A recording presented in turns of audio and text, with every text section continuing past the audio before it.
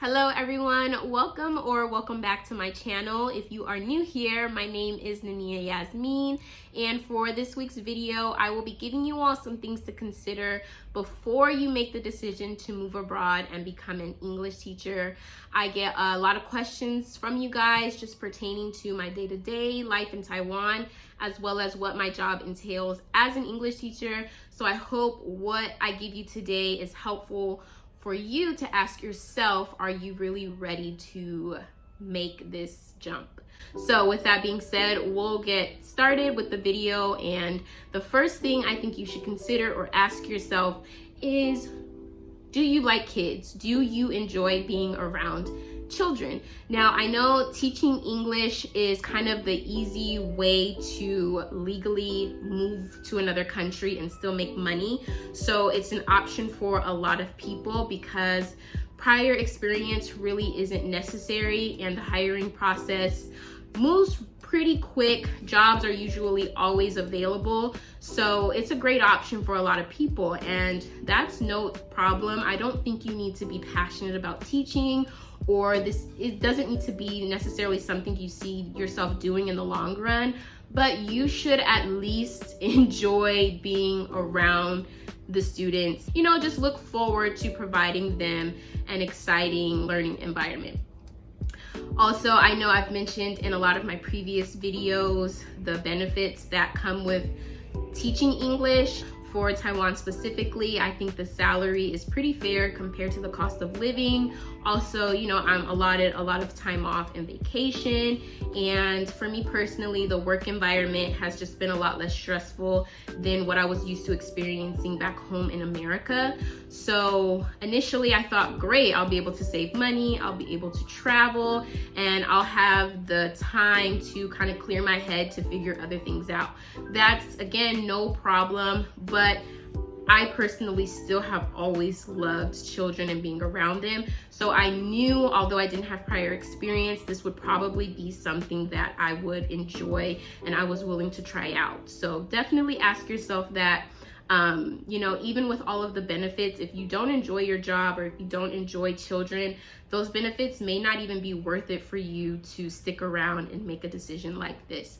So I will now move on to the second thing I think you should consider or ask yourself, and that is, are you ready to work? Are you really willing to commit yourself to this job? Personally, I am working full time, so I knew, although I was looking to save money, travel, and, you know, kind of do my own thing on the side, I still was prepared to meet the obligations and duties that I signed off on. There are many reasons why people are wanting to kind of start over and figure things out for themselves.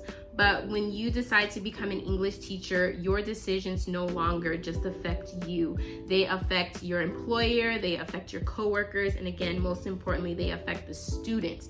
So just be really mindful of that before you decide to sign off on a contract. Are you in the position to give your undivided attention to these students when it is necessary? It's important that you show up and you prepare for your lessons, you're engaged with the students, and again, your intentions are to provide an exciting and comfortable learning experience for them, because they are directly affected by the kind of teacher you are. If you're going to agree to the duties and obligations that your contract come with, just be in the position to take it seriously. And if you're not, then there may be other options for you until you feel like you can give your undivided time and attention to this job.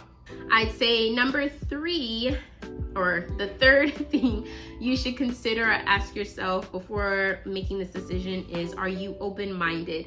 Now, I think this is probably the most important one, just because it will affect you on a day-to-day basis and really affect your entire experience living abroad. So are you really ready to embrace and experience an entire new world and culture? Are you patient enough to accept that things and people probably won't operate in the way that you're used to. So you have to really ask yourself, are you open-minded? Are you really ready to let go of the way of life that you have grown accustomed to? There will be, probably a lot of luxuries that you'll have to let go of, whether it's pertaining to the language. You may have to grow accustomed to, operating with a different language or multiple different languages. The food will probably be different. Your living arrangements will probably be different and change drastically. I had to get used to, not having a fully equipped kitchen. I don't have a washer or dryer in my unit. Walk-in closets, things like that are not really a thing here. Also, again, work environments can be completely different. The list kind of goes on. So when you are thinking of making a decision like this, ask yourself, are you really ready to accept whatever comes with this decision, whether it's good, the bad, or the ugly? When you move to another country, you have voluntarily put yourself outside of your comfort zone. So the locals here really don't owe you anything. They don't have to go out of their way to make you feel comfortable or convenience you. You really just have to adapt and, again, be fluid and open to their way of living. So on the bright side of that, you will learn a lot of new things, and I'm almost certain you'll be able to take stuff from their culture and apply it to your philosophy or your day-to-day living as well. But we'll go on to the fourth thing I think you should consider or ask yourself before moving abroad, and that is just really evaluating your intentions. Like, why do you want to do this? Again, I know there are a ton of videos and influencers on the internet and on YouTube who will tell you the good part about it, which there are a ton of benefits that come with this decision. I tell you guys all the time, it's the best decision I've always made. But again, just really evaluate your intentions. Why do you want to do this?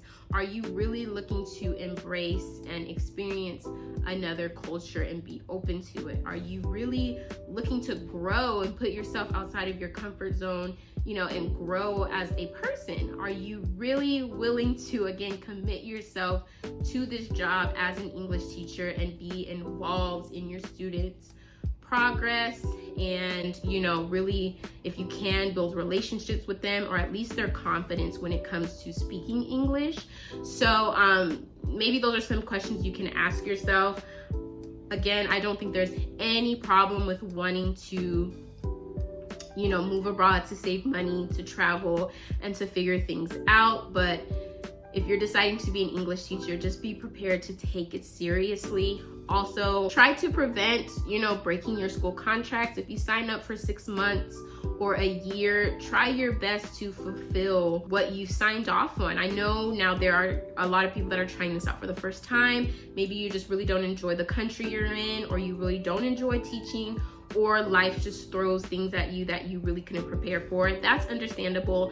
But if you can avoid breaking contracts and leaving in the middle of the year or the middle of the semester, I would highly advise that, because again, these decisions directly affect multiple people, specifically the students. It takes time for them to open up to you and feel comfortable to speak English around you. So it's really unfortunate if they get used to seeing you one day and then you just never show up again, or them having to experience multiple different teachers in the same school year.